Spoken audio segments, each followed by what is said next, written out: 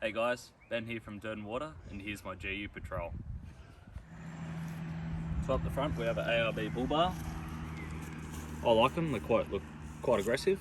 Then we have some 9-inch King's spotties, along with a King's winch controller box, but it is an old cable winch, but I will be changing that over very shortly.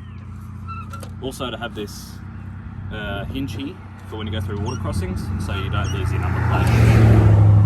Coming up to the bull bar, we have an Oricom UHF, which is wired into the cab. And also quite like the Patrol water protector. This gives it that little bit more protection for your bonnet. And that's pretty much the front. Alright, so on the side we have factory flares, but then again we do have the guarding edging, which is a special treat from Bunnings. Doesn't help when you get defected for tyre poke and all that, but that's a pretty cheap and easy fix mod there. Here's the Safari snorkel, looks pretty good. I'll be changing it to a Stano very shortly, once I get time and money. Also have the cheap version of the Clearviews, Sand Heamer. Does the same job, still all your functions coming out and in, and also fold in, so worth the money and definitely better than the factory ones. Up on the roof we have the King's single cab roof rack.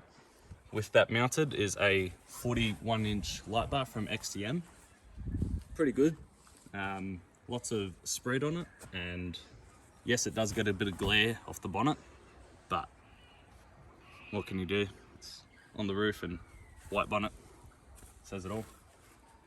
Roof rack's pretty good for storage. I'll be putting a solar panel on there later on, and also got some slimline weather shields here just to have the windows cracked a little bit when you're going through the rain.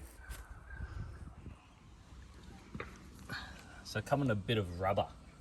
What we have is a Maxxis. They're a Bighorn, off on a very good tyre, on and off-road. They're a 305 70/16, so perfect size, I reckon, and they're running on a Sunraysia steel rim with a neg 22 offset. I like these. I will be going to a different rim later on, just because I want to go for something different. But overall, Maxxis do pretty good tyres, and the Bighorn, I do rate them. So come to the rear of the vehicle. Now, there is a bit of controversy with this, but it is a leaf rear cab. I chose it at the time just because, yes, it was what I was looking for, single cab ute, but it holds the weight with all the weight I'm carrying with the canopy and tyres and all that. But what I have done, I've taken 2 leaves out of each side, and then put longer shocks in, which is what I'll explain later. I might go extended shackles, maybe later on, but I'm definitely looking at coil converting it later on in the couple of years. Also coming onto that, these are some homemade mud flaps, just your 2mm thick rubber from Clark Rubber, along with some chain coming from Bunnings. Does the job. I used to keep breaking all my old mud guards, and it just saves, losing them. So yeah, that's the rear. So this is the canopy. It's a 1200 long canopy. I did have an 800 long, but I just found that the size wasn't meeting to our standards for going away on trips and all that. So this is a one wedge tail locking system, and so this is the inside. I've laid it with some marine carpet on the floor. My 12 volt system is coming along shortly. I just have to get some things made up. This is my homemade fridge slide that I made, and extends fully, holds the weight. And I am running a Dometic CF50 fridge, and that's plenty of size for the living that we go to, for the amount of time that we go away. Now, a lot of people are asking, how does my girlfriend see in the top? Because I'm not a tall bloke, but I'm able to stand on my toes and see through. But what we've done, we've gotten a little step and she's able to sit up here quite nicely and look inside. So here's a little cheap step from Big W that we got. So it just stands up there and plenty of room in there, and she could still see, kind of. Sort of. She's short, so gotta make do. And that's one side of the canopy, all done. Come to the driver's side. This is where my 12-volt panel will go. I've got the King's 12-volt control box, and I'm looking into DC chargers and a few battery monitors here and there. XTM drawer on the left. I'll be moving it to this side just so I could fit long things down there quite easily. It's a pretty good drawer. What I've done, I've put some dividers in it, just made of ply. So I've got all my straps at the back. Normally I have my compressor here and then cooking stuff right in this drawer.